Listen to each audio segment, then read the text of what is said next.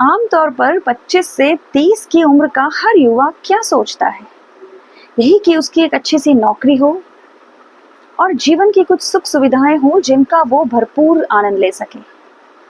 तो जहां एक तरफ युवा इस तरह से सोचता है, वहीं दूसरी तरफ एक युवा ऐसा भी हुआ जिसने 28 साल की छोटी सी उम्र में अपने प्राण गंवा दिए। और कौन थे वो? वो थे उत्तराखंड के भगत सिंह कहे जाने वाले महान क्रांतिकारी श्रीदेव सुमन। आखिर ऐसा क्या हुआ जिससे उन्हें इस छोटी सी उम्र में अपने प्राणों की आहुति देनी पड़ी? तो नमस्कार दोस्तों, मैं ज्योति बरतवाल स्वागत करती हूँ एक बार फिर से आप सभी का अपने YouTube चैनल में, और अपने YouTube चैनल के माध्यम से स्वागत करती हूँ आप सबका देवभूमि उत्तराखंड में, जिसमें आज हम बात करेंगे उत्तराखंड के एक महान क्रांतिकारी, स्वतंत्रता सेनानी और उत्तराखंड के भगत सिंह कहे जाने वाले श्रीदेव सुमन जी के बारे में।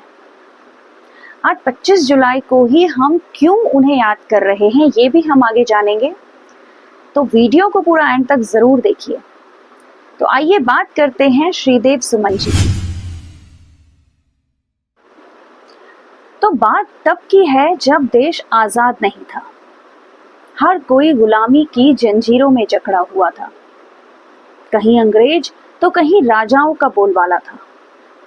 ऐसी ही एक रियासत थी टिहरी, जहां पर राजाओं का आधिपत्य था। टिहरी के बमुंडपट्टी के जौल गांव में 25 मई 1916 को जन्म होता है श्रीदत्त बडोनी जी का। और यही श्रीदत्त बडोनी जी आगे चलकर श्रीदेव सुमन के नाम से विख्यात होते हैं। इनके पिता एक बहुत चर्चित वैद्य थे। श्रीदत्त बडोनी जी सिर्फ 3 साल के थे जब इनके सर से पिता का साया उठ गया, और तब से इनके पालन पोषण की पूरी जिम्मेदारी इनकी माता तारा देवी पर आ गई। इनकी प्रारंभिक शिक्षा चंबा खाल से ही हुई, जो कि टिहरी में ही पड़ता है। युवावस्था में प्रवेश करने के समय का एक जिक्र इनके जीवन का मिलता है, और जो कि इस तरह से है, जब वे मात्र 14 वर्ष के थे, किसी काम से देहरादून गए। यहाँ पर इन्होंने नमक सत्याग्रहियों को पूरे जोश के साथ नारे लगाते हुए देखा। ये वो समय था जब पूरे देश में नमक सत्याग्रह अपनी चरम पर था।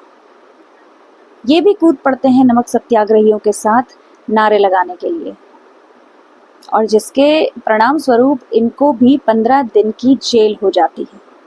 एक तरफ जहां सुमन जी में राजनीतिक और सामाजिक चेतना का विस्तार हो रहा था, वहीं दूसरी तरफ साहित्य लेखन में भी इनकी विशेष रुचि थी।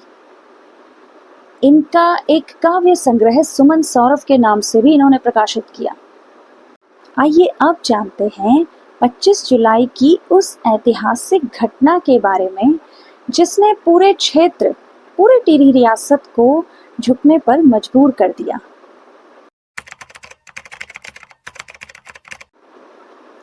जैसा कि हम पहले ही बात कर चुके हैं कि इस दौर में टिहरी रियासत में राजाओं का एकाधिपत्य था।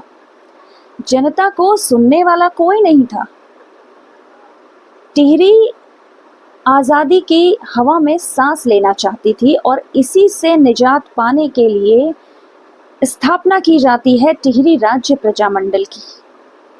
अपने क्षेत्र की पीड़ा को पत्रकारिता के माध्यम से श्रीदेव सुमन ने उजागर करने का प्रयास किया।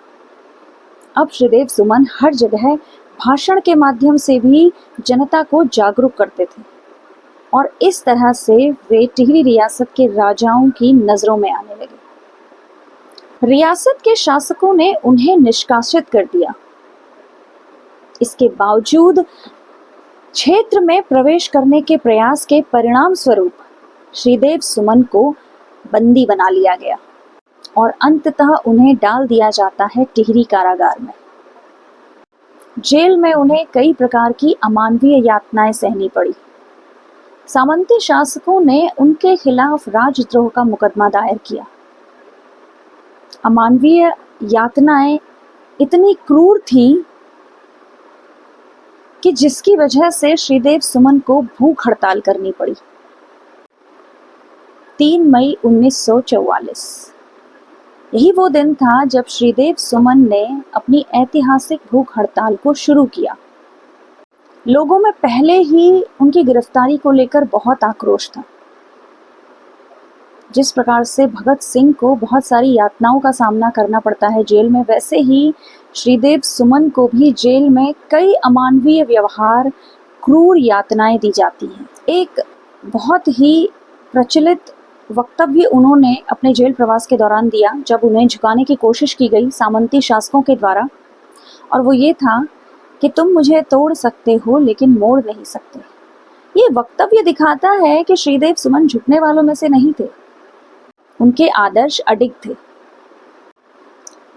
रियासत के शासकों द्वारा कई बार प्रयास किया गया कि वे अपना अनशन तोड़ दें, लेकिन उन्होंने अपना अनशन जारी रखा।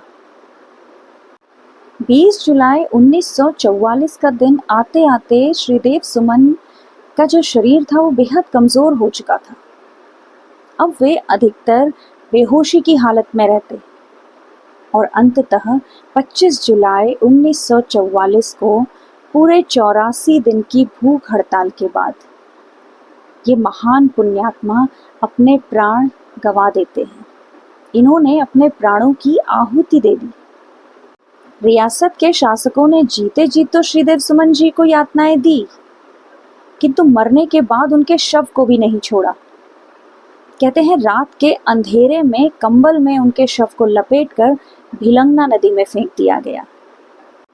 उनके शहीद होने की खबर सुनकर पूरे टिहरी रियासत में खुला विद्रोह छिड़ गया और आखिरकार रियासत को घुटने टेकने पड़े और एक महान क्रांति के बाद टिहरी रियासत आज़ाद हो गई।